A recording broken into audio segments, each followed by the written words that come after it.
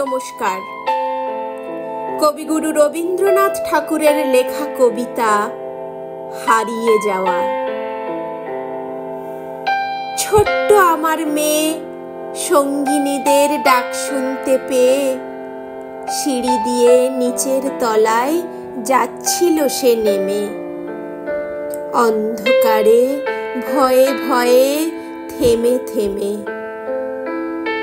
হাতে ছিল প্রদীপখানি, আঁচল দিয়ে আড়াল করে চলছিল সাবধানী।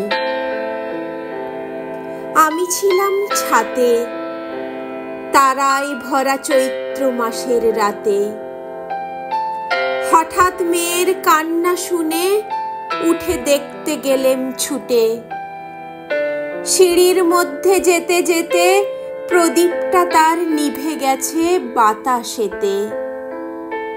সুধাই তারে, কি হয়েছে বামি?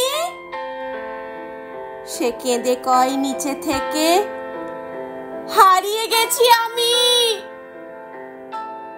তারায় ভরা চৈত্র মাসের রাতে ফিরে গিয়ে ছাতে।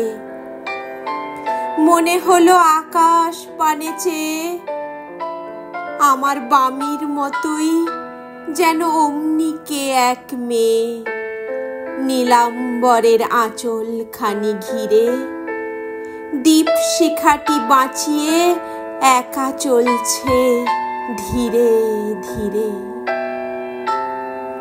নিপ্ত যদি আলো, যদি হঠাৎ যেত থামি, আকাশ ভরে উঠত কেঁদে, হারিয়ে গেছি আমি।